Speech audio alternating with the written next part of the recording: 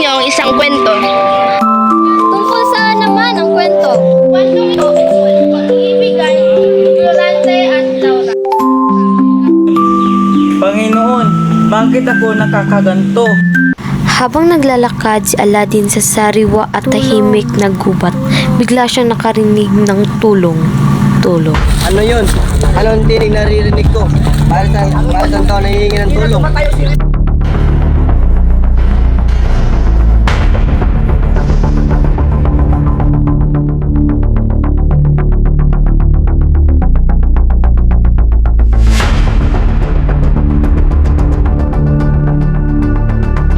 Laura,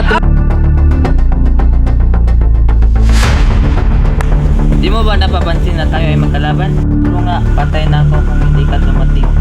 Subalit, ang aking pagkamatay ay aking kaligaya. Akal, hindi mo ba alam hindi natin ka mula yung masakit?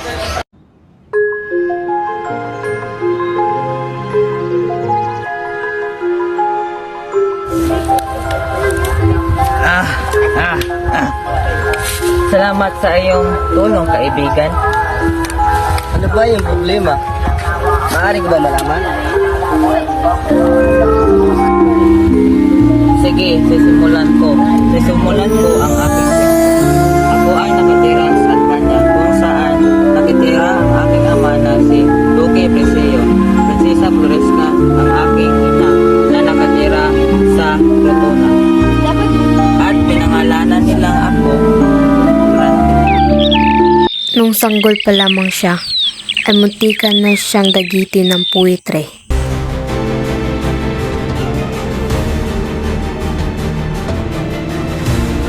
Pagkalipas ng ilang taon, ipinag-aral ako ng aking ama. Ngunit hindi pumayag ang aking ina dahil ako'y lumisan.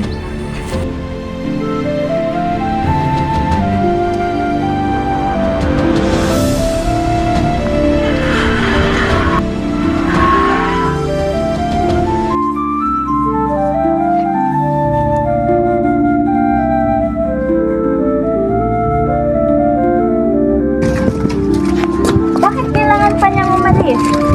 Dahil mas maganda ang pag-aaral niya noon. Ano ang mag-aaral sa kanya noon? Ang alagaan siya ng kanyang guro at kaibigan. Nakumbinsi ng aking ama ang aking ina na ako'y lumisan.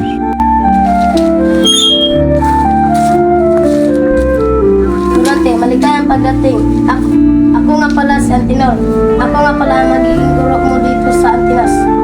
Salamat. Bakit? Bakit ka nalulungkot? Ayaw kong kasing umalis sa Albania. Tara na. Huwag kang mag-alala, Florante. Pagka na dito sa Antinas, sigurado ako marami kang magiging kaibigan dito.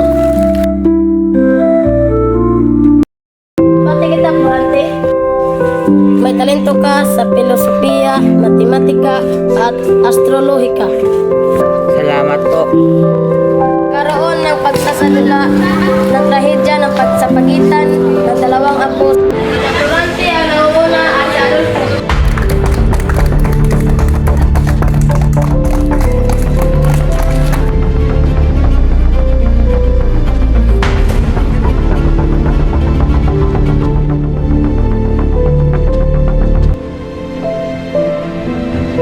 Makalipas ang isang taon, isang sulat ang nangihimpal sa kanya.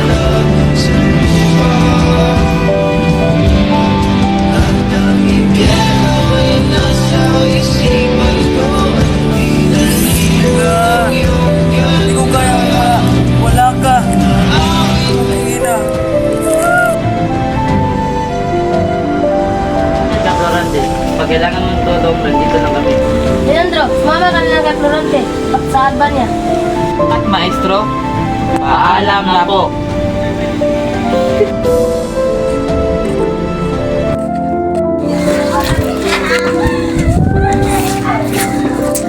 O aking ama. O aking bunso. Magandang umaga po. May binabibigay na niyan po ang tutunan sa inyo. Ito agad dahil baka masakap ninyo ng smile. Maasahan niyo ang tulong namin. Pupunta tayo kay Haring Inisino. Sige po.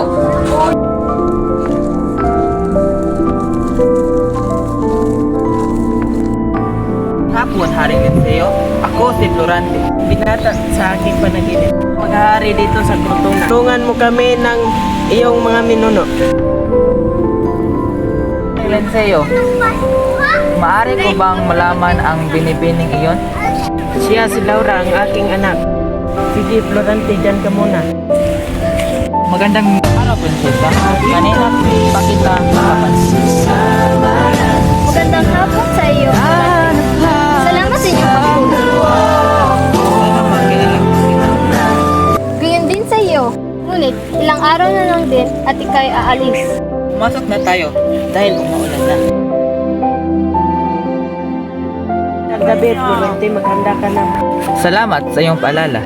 Aba, malayo pa ang iyong lalakarin. Mag-ingat ka. Salamat.